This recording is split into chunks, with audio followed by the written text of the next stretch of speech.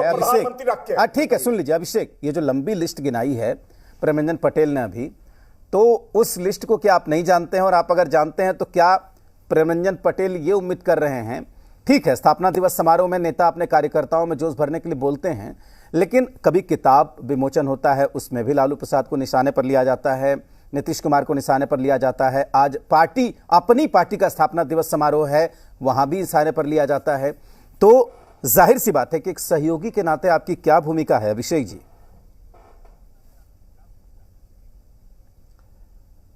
देश चलता नहीं मचलता है और मुद्दा हल नहीं होता सिर्फ उछलता है। जंग मैदान पर नहीं मीडिया पर जारी है, आज मेरी तो कल तेरी बारी है। तो ये भारतीय जनता पार्टी के लोगों के लिए कड़ा संदेश है कि जिस तरह के हालात अपने देश में बना दिए हैं उससे देश की जनता पूरी तरीके से वाकिफ है। मोदी जी का महिमा मंडन कर रहे हैं, मार्केटिंग कर रहे हैं, इनको वो दृश्य दिखाई नहीं पड़ते हैं जब देश में इतने लोग कुपोषण के भुखमरी के शिकार होते हैं। देश के युवा रोजगार मांगने के लिए मोदी जी के सामने कब से खड़े हैं, 2-2 करोड़ रोजगार प्रतिवर्ष देने का वादा किया था, 15 लाख आज तक खाते में नहीं आए। गैस की कीमतें कितनी बढ़ चुकी हैं, पहले तो ये लोग गैस सिलेंडर कांधे पर लेकर साइकिल चलाकर राजनीतिक नौटंकी करते थे, आज उन सब बातों पर जबान नहीं खुलती है। निजीकरण किस तरह से हावी है, बिहार जैसे पिछड़े प्रदेशों का क्या होगा, देश की अर्थव्यवस्था चरमराई हुई है। लेकिन सिर्फ मार्केटिंग में जितना खर्च विज्ञापन पर करते हैं ना, उतना खर्च अगर देश की जनता के लिए करना शुरू कर दे तो कुछ लोगों का भला तो जरूर ही हो जाएगा। नहीं ये तो एक परिप्रेक्ष्य। चलिए मेरा सवाल सुनिए अभिषेक, मेरा सवाल सुनिए, जो डंका प्रेमरंजन जी सुन रहे हैं वो आप क्यों नहीं सुन पा रहे हैं?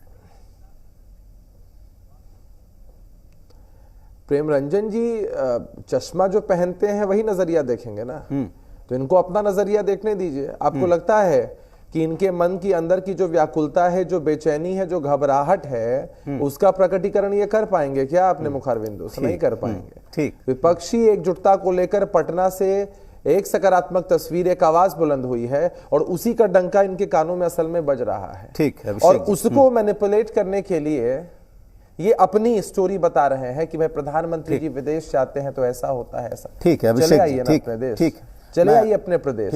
आपको दिखाई पड़ेगा कि हालात कितने बद से बदतर होते चले जा रहे हैं। अभिषेक आप बोलिए, मैं सुन रहा हूँ आपको। अभिषेक सुनने पर जो ऐसे इनको आना है। जी आप सवाल पूछिए, आप सवाल पूछिए। मैं प्रेमरंजन जी जो कह रहे हैं उसका जवाब दे दीजिए। आप प्रेमरंजन जी जो कह रहे हैं उसका जवाब दे दीजिए। अरे ये भ्रष्टाचारी बोलेंगे, ये भ्रष्टाचारी बोलेंगे जिसके पूरे एक और एक। मैं अभिषेक को सुन रहा हूँ, मैं अभिषेक को सुन रहा हूँ। बोलिए अभिषेक, बोलिए। भ्रष्टाचार पर मैंने कई बार इस बात को कहा है, भ्रष्टाचार पर बोलने का नैतिक अधिकार नहीं है भारतीय जनता पार्टी के पास।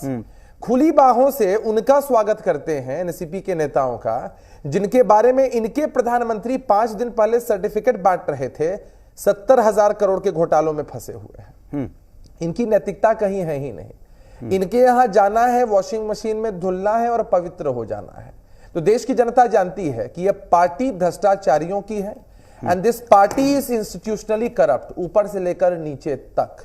इनका जो पूरा इंस्टीट्यूशन है वो सिखलाता है कि किस तरह से भ्रष्टाचार को पोषित करना है और किस तरह से भ्रष्टाचारियों को अपने यहां लाने में कोई गुरेज नहीं रखना है और अन्य दलों के नेताओं की छवि को खराब करने के लिए जितना हो सके चिल्लाना है, जितना हो सके बातें करनी है। ठीक, बातें ही करनी है तो फैक्ट्स पर करिए ना।